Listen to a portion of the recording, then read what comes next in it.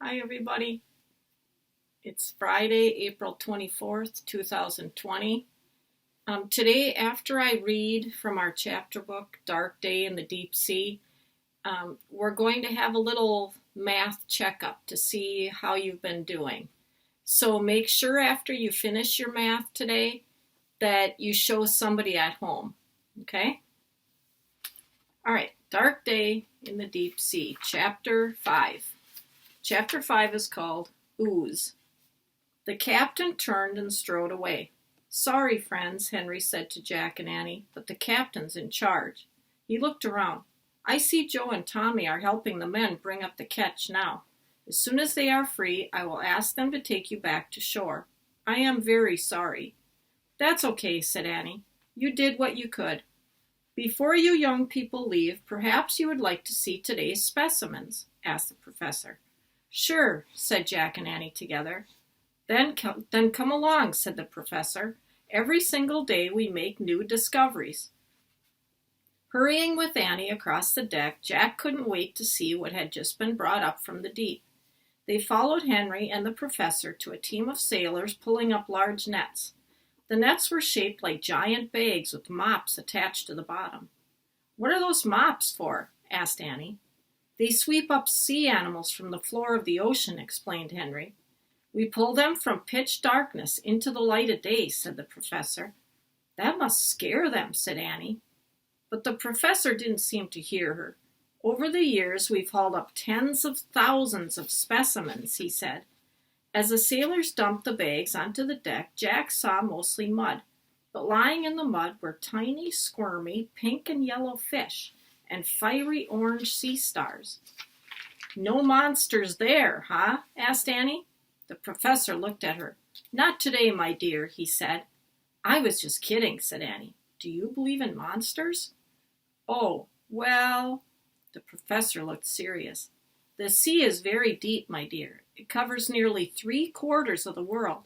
So I say to myself, might it not indeed hold many mysterious creatures, including monsters?" "Good point," thought Jack. "But don't be afraid, children," said the professor. "Someday we'll catch all the monsters and study them. We will conquer our fears through knowledge. Won't we, Henry?" "Yes, sir," said Henry. "Conquer our fears through knowledge?" The professor repeated his thought with enthusiasm. "I shall add that to my lectures." Low thunder rolled in the sky. Jack looked up. Black clouds hovered overhead. A strong gust of wind swept over the deck. "Attention!" the captain shouted, heading toward them. "A squall is headed our way. For now, take the children below to the main deck." "Yes, sir," said Henry. He smiled at Jack and Annie. "Well, friends, I suppose you get to stay with us a while longer after all." "Yay," Annie said softly. "Only those on watch stay on deck," the captain shouted to his crew. "Everyone else get below." Henry led Jack and Annie away just as the rain began to pour down. Water dripped from Jack's hair and backpack and life vest as he and Annie followed Henry down a steep flight of stairs to a dimly lit hallway. "Our ship was converted from a war vessel to a ship of sea laboratories," Henry said. "The Navy removed 16 of the 18 on board to make room for them. Would you like to see mine?" "Oh, yes," said Jack. He couldn't wait to see an actual sea laboratory. "Follow me." Henry unlocked a door and showed Jack and Annie into a large dim room. There was a small skylight overhead. Rain pounded against the glass. Henry struck a match and lit a couple of oil lamps. Shadows danced around the room. Jack smiled and let out a deep sigh.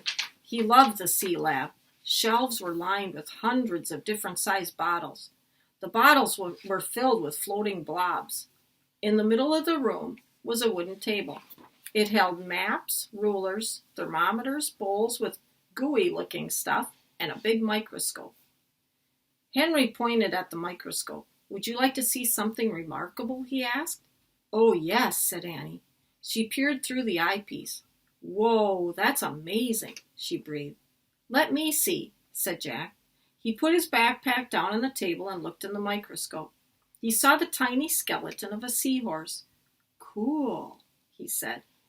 That seahorse is no bigger than a grain of sugar, said Henry. But of course I'm fascinated by larger creatures as well. Why, just yesterday I spent several hours studying the ear bone of a dolphin and the tooth of a shark. And what's in all those bottles? Asked Annie. She pointed at the rows and rows of bottles on Henry's shelves. Many curiosities, said the scientist. That large one, for instance, holds a creature that looks like a giant sock. Some call it a blubberfish. But it's not a fish at all. It's made up of millions of tiny sea creatures. Ew, said Annie. And there's a rare sea slug, said Henry.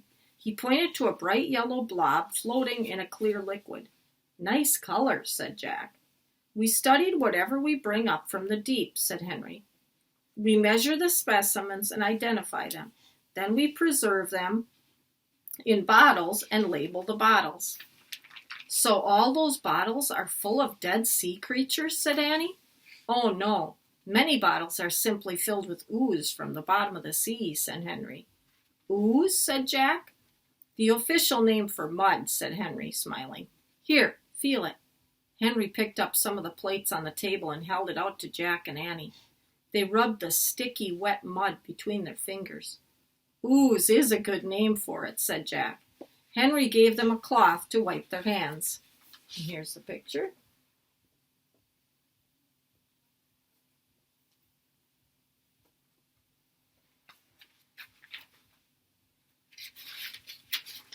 Then he picked up a large book from the table. And here is the notebook where I transfer my drawings of natural history specimens, he said. He opened the book. Inside were beautiful watercolors of shells, plants, and butterflies. These are great, said Jack. Henry's notebook reminded him of the notebooks he'd seen in Leonardo da Vinci's studio. This is beautiful, said Annie. She reached across Henry's table and picked up a gleaming round seashell. The shell was white with curved reddish-brown lines. Yes, Henry said softly, my nautilus shell. Is this one of your specimens? Asked Annie. No, said Henry. I don't consider that a specimen. It's more like a treasure. I'm afraid I grew quite fond of the little creature who once lived inside that shell. What did he do? Asked Annie. Oh, he just swam around a small tub I had for him, said Henry. But he moved backwards. Rather funny. He filled himself with water and then squirted it out. All over me. Henry smiled. I was quite sad when he died. I wish I had returned him to the sea. Henry put the shell down and let out a quiet sigh. Silly to think that way, I know. Not silly at all, said Annie. The ship's bell rang. Ah, time to go, said Henry. The captain runs a tight ship. It's against the rules to be late, so let us be off to the wardroom. What's the wardroom? Jack asked. That's where the scientists and naval officers eat, said Henry. Eat? Jack said weakly. Thought of food made him feel queasy again. Yes, said Henry. He blew out the 2 oil lamps. Come along. You must join us. It's lunchtime.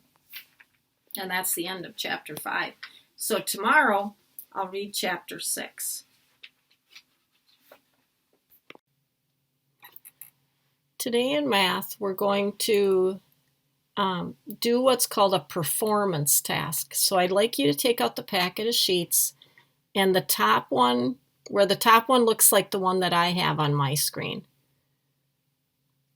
Okay, so at the top it says class picnic. Jade and her class are having a picnic.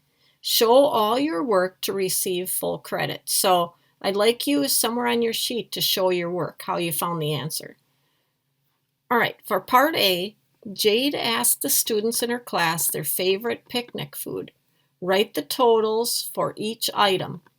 So at the top of our graph, it says favorite picnic food. The foods are cheeseburgers, hot dogs, and hamburgers. So I want you to count the tally marks and put the totals in each column. Then it says, how many more students like cheeseburgers than hamburgers?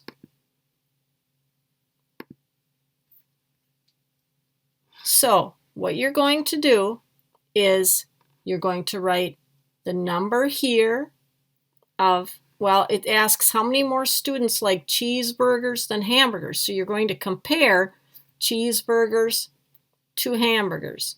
So the bigger number is going to go on the first line. You're going to subtract or take away the smaller number and then get the total number of students that like cheeseburgers more than hamburgers. On the next page, we have part B. After lunch, Jade counted leftover juice boxes. So the title of this graph is Juice Boxes. We have cherry, grape, and orange. So the question is, how many juice boxes did Jade count? So you need to get the total. You have to look at the number of cherry, grape, and orange and get the total. Then write that number on the line next to juice boxes. Okay, now we're on the last part, part C. For dessert, the class had ice cream.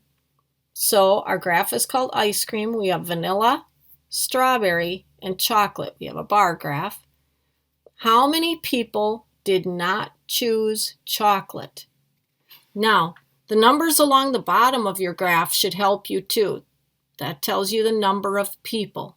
So you look at where the bar ends. We want to know how many people did not choose chocolate. Then write the number on the line in front of the word people. Okay, have a good day, everybody.